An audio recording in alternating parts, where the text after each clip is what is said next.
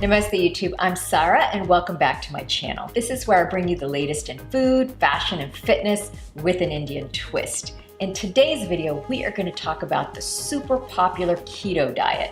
What is it? How does it work?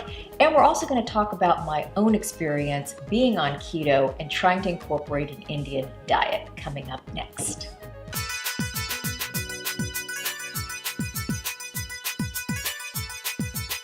So if you pick up any magazine or watch any shows these days, everyone is talking about the keto diet. Celebrities are doing it, trainers are doing it, people are talking about it all over social media.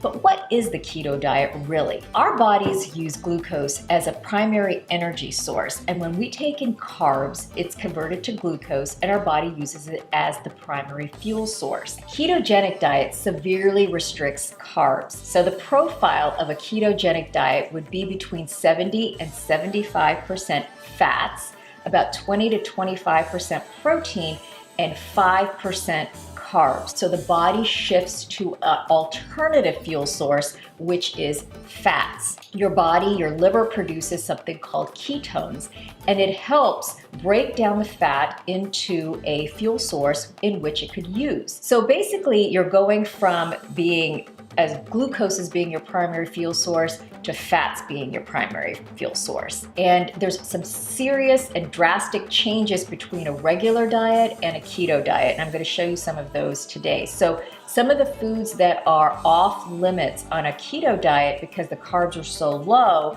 are things like rice, pastas, and also things like garbanzo beans, lentils. Things like that have too many carbs to successfully be on a ketogenic diet. These things are replaced with higher fat items such as oils, nuts and nut butters, and also high protein sources such as eggs, meats, soy, tofu, tempeh if you're a vegetarian. But the profile of the diet changes a little bit. And when you are producing these ketones, when your liver is producing these ketones, how do you know? Your body goes into something called ketosis. People say you have kind of this ketone breath, which is not foul smelling breath, but it smells a little different. You will notice that you do have higher energy, but not right away. So suppose I basically switched over to a ketogenic diet. It would take a couple of days for that fat alternative fuel source to take place and my body to fully switch to fat as my primary fuel source. The first couple of days can be rough. I mean, they call it keto flu because you feel so terrible as you're really switching over to this new fuel source. But after a few days, you have increased energy, and if you really want to be 100% sure whether you're in ketosis or not, there are some strips that you can buy and do a urine test, and that'll test to see if your body is producing ketones. Now, I have been on a ketogenic diet before. I do it about once a year during my contest prep. I do it for a short period of time, about 6 weeks or so. I can say that it is pretty restrictive. A lot of people don't talk about this as, oh yeah, you lose tons of fat and this and that. It's true, but in order to lose weight on any diet, you have to be in a caloric deficit. And that's one of the things I don't find that a lot of articles talk about so much. They just talk about, oh yeah, keto's great, you eat high fat foods, you eat cheese and eggs and this and that, and you still lose weight. You do, but you still have to be in a caloric deficit. So that's something to be aware of. The second thing that I noticed was you'd be eating a lot of leafy vegetables, a lot of like spinach, kale, broccoli, but things like if you love your fruits and all of those kind of things, they're off limits for the most part on a ketogenic diet. They have too many sugars and too many carbs to be considered keto friendly. And I love my fruit, so I found it severely restricting for me because I do love my sweets occasionally. I do like having a cookie every now and then. I did lose weight and I did lose body fat, and I would say it was effective. The other thing is I tried to incorporate it into my Indian foods because I really enjoy Indian foods. When I tried to do that, it was very difficult for me to do it. Indian diets are heavily weighted towards rice and chapatis and lentils and dal and all of the garbanzo beans and potatoes, and all of those things are off limits in a keto diet. So where I incorporated Indian influence was through my spices. So I do like maybe a piece of grilled tandoori chicken as my protein.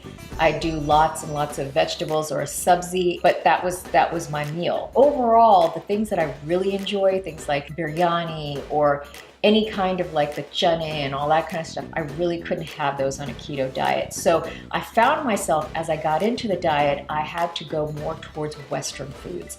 And that is usually what I ate most of the 6 weeks that I was on a keto diet. And it's because it was easier to track. I could come up with more meals.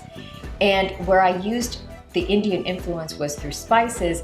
I didn't go all out and do like curries and things like that because it was a little harder to track those things. So some of the things I did enjoy about the keto diet is it really made you think about processed foods because you knew they were off limits in the keto diet. And I feel like that was a really great thing for me when I was doing keto, is that I focused on cooking, prepping my food, and really focusing on whole foods. So I knew that I couldn't grab a protein bar, I knew I couldn't have a protein shake, anything like that. Protein shakes are usually okay if you don't add anything in them, but like protein bars will have higher carbs in them. But it really made me think about food in a different kind of way, like really more about what I was putting into my body because I had to be so aware of the carbs. Now, a lot of people have great results on this. Some people do it for extended periods of time and feel like they feel great on it and they really, really enjoy it. But for me, my approach is really coming up with a more holistic approach in which I enjoy everything in moderation and really don't exclude any one food group out of my